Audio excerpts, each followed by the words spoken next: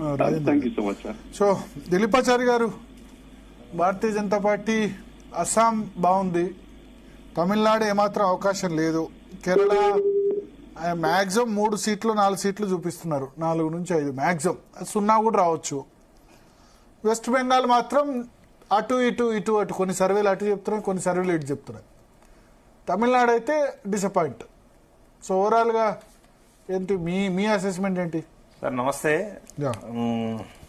ముందుగా ఈరోజు ఎన్నికలు జరిగిన 5 రాష్ట్రాల్లో ఓటింగ్ సరళిని గమనిస్తే ప్రజాస్వామ్యము పరిడవిల్లిన రోజులుగా భావించాలి. ఎందుకు అని అంటే ఏ యొక్క దుస్సంఘటన జరగకుండా జరిగిన ఎన్నికలు ఇవి. గడిచిన ఎన్నికల్లో దాదాపు వెస్ట్ బెంగాల్నే చూసుకుంటే 81 మంది చనిపోయినారు ఎన్నికల హింస లోపల. ఈసారి ఎవ్వరు కూడా చనిపోలేదు. జరిగిన సంఘటనలు చెదురుమదురు సంఘటనలు జరిగినాయి, కానీ దానికి మనము అందరం కూడా ఎన్నికల సంఘానికి కానీ లేకుంటే కేంద్ర బలగాలకు కానీ ఖచ్చితంగా మనము అభినందనలు తెలియజేయాల్సిన అవసరం ఉంది. ఎందుకంటే చాలా అపోహలు సృష్టించిండ్రు, ఒక ప్రొపగండా క్రియేట్ చేయడం కోసం ప్రయత్నం చేసిండ్రు. ఎన్నికల కమిషన్ ఒకవైపే ఆలోచన చేస్తుంది, కేంద్ర ప్రభుత్వం చెప్పినట్టు ఆడుతా ఉంది అని చెప్పి ఏదైతే చెప్పిర్రో వాటినన్నింటినీ పటాపంచలు చేస్తూ నేను ఒక చిన్న విషయం చెప్తాను. పోయినసారి ఎస్ఐఆర్ జరగకముందు జరిగిన ఎన్నికలు 2021లో 6,01,00,000 మంది ఓట్లు వేసారు వెస్ట్ బెంగాల్లో. ఎస్ఐఆర్ జరిగిన తర్వాత ఇన్ని లక్షల వినపడట్లేదా మీకు? స్టూడియోలో మాట్లాడేది వినపట్టలేదు సార్, 0. ఓకే ఓకే, పీసీఆర్ ఒకసారి చూడండి. ఎస్. సో ఫస్ట్ అప్పుడు జరిగిన ఎన్నికల లోపల 6,01,00,000 మంది ఓటర్లు ఓట్లు వేసిండ్రు. ఇప్పుడు 6,27,00,000 మంది ఓట్లు వేసారు ఈ రోజు జరిగిన ఎన్నికల ద్వారా వెస్ట్ బెంగాల్. అంటే ఎస్ఐఆర్ ద్వారా తొలగించిన ఓట్ల తర్వాత కూడా ఇంతమంది వచ్చి ఓట్లు వేసిండ్రు అని అంటే ఆడ భయం నుంచి ఒక భరోసా వైపు ఆ ప్రజలు వచ్చిండ్రు. ఆ భరోసా ద్వారానే కేంద్ర ప్రభుత్వం గాని ఎన్నికల కమిషన్ గాని చేసిన ఏర్పాట్ల ద్వారా ఒక భరోసా ఏర్పడింది. ఆ భరోసా ద్వారా ఈరోజు ఎన్నికలు నిష్పక్షపాతంగా జరిగినాయి. అక్కడ భయం అనే వాతావరణం నుంచి భరోసా అనే వాతావరణంలోకి ఎంటర్ అయ్యారు. కాబట్టి ఆ వెస్ట్ బెంగాల్ ప్రజలు ఈరోజు నిర్భీతిగా ఓటేసిండ్రు, తమ కోరుకున్న వారికి ఓటేసిండ్రు. ఈ ఎగ్జిట్ పోల్లో కూడా ఇంకా ఫలితాలు కొద్దిగా తక్కువ చేసి ఫలితాలు ఇప్పుడు మీరు ఎగ్జిట్ పోల్లో ఏదైతే చూపిస్తా ఉన్నారో అంతకు ఇంకా ఎక్కువగా ఓట్లు గాని సీట్లు గాని వచ్చే అవకాశం ఉంది భారతీయ జనతా పార్టీకి. ఎందుకనంటే ఇక్కడ ఓట్లు వేసిన వాళ్ళు ఎవరు కూడా తమ అభిప్రాయాలను నిర్భయంగా చెప్పలేని పరిస్థితి ఉంది.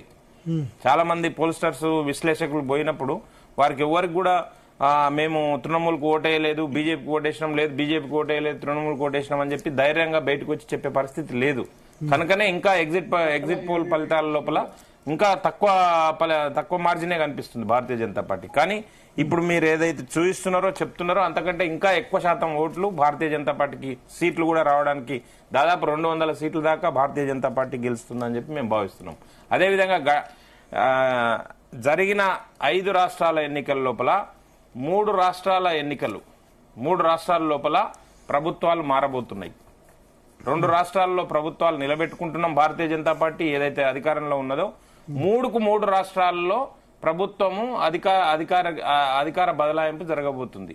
ఎందుకంటే వెస్ట్ బెంగాల్లో ఓడిపోతున్నారు, తమిళనాడులో ఓడిపోతున్నారు, కేరళలో ఓడిపోతున్నారు. పశ్చిమ బెంగాల్లో కొన్ని సర్వేలు బీజేపీ చెప్తున్నాయి, కొన్ని టీఎంసీ మెజారిటీ ఇస్తున్నాయి, కాబట్టి కొంత గ్యాప్ కూడా కనిపిస్తోంది. సో మేము అందుకనే ఏం చెప్తున్నామనంటే అక్కడ అభిప్రాయాలు స్వేచ్ఛగా వెళ్లిబుచ్చే వాతావరణం ఇంకా రాలేదు కాబట్టి ఈ తకరారు కనపడుతుంది. కానీ ఖచ్చితంగా అక్కడ నిక్షిప్తమై ఉన్న ఓట్లు మాత్రం భారతీయ జనతా పార్టీ వైపు చేరినాయి. దానికి కారణం ఏంటంటే 2011లో జరిగిన ఎన్నికల సందర్భం లోపల ఒక రికార్డు స్థాయిలో పోలింగ్ జరిగింది. ఆ రోజు అక్కడ ఉండే కమ్యూనిస్టు పాలన అంతమొందించి తృణమూల్ కాంగ్రెస్ గెలిచింది 2011లో.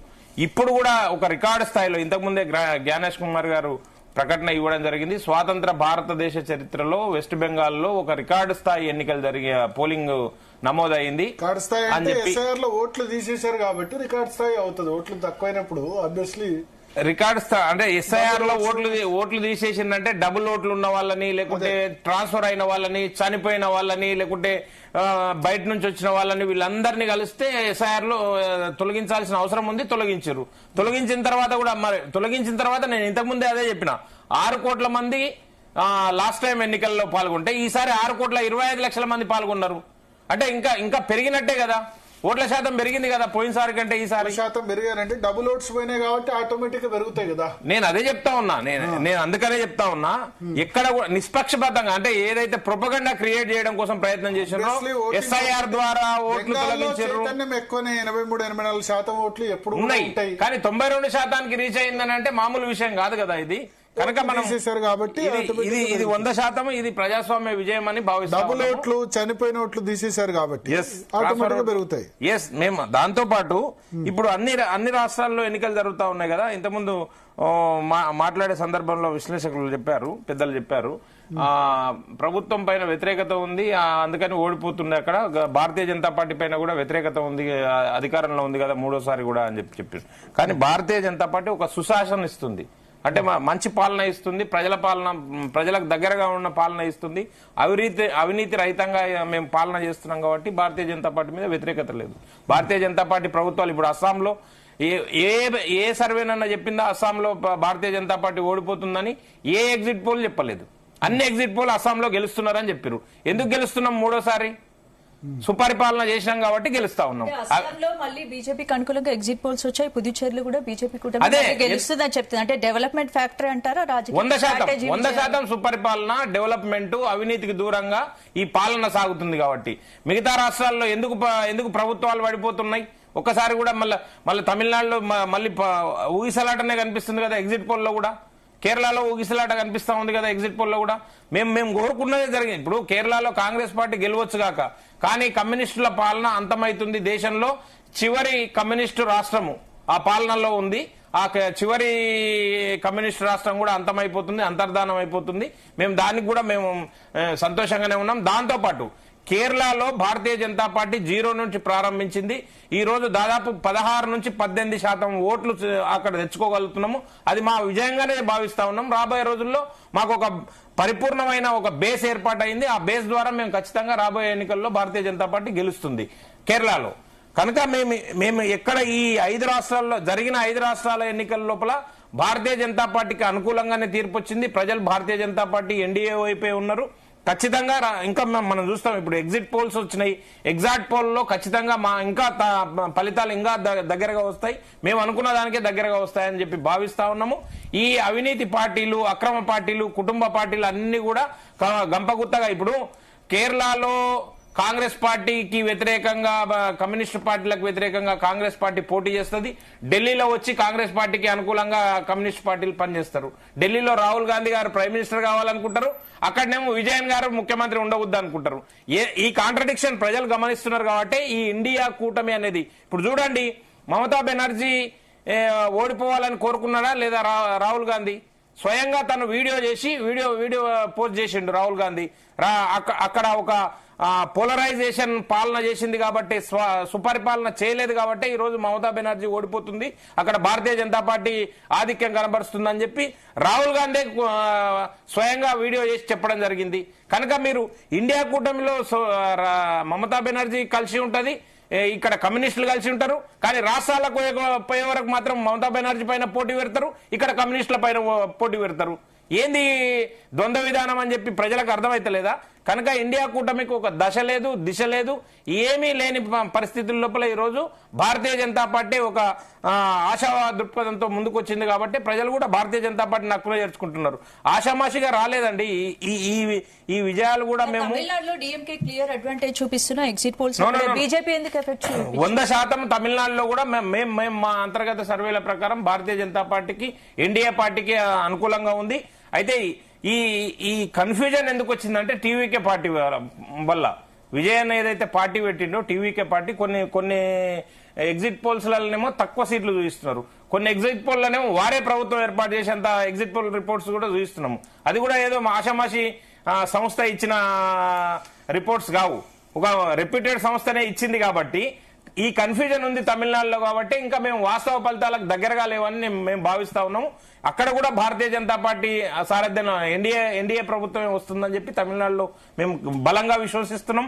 ఎందుకంటే ఆ పార్టీ ఇంతకుముందు భరత్ గారు చెప్పినట్టు స్టాలిన్ గారికి కొంత మంచి పేరు ఉండొచ్చు, కానీ వారు కొడుకు చేసిన ఘనకార్యాలు చాలా ఉన్నాయి. వారి కొడుకు పైన కానీ, మంత్రుల పైన కానీ, ఎమ్మెల్యేల పైన కానీ చాలా వ్యతిరేకత ఉంది. అక్కడ యాంటీ ఇన్కంబెన్సీ ఉంది.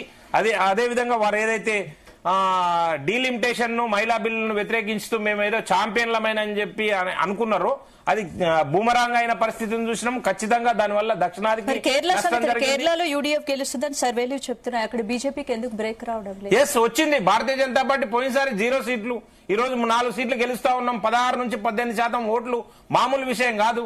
కేరళలో మాకు సంస్థాగతంగా బలంగా లేము.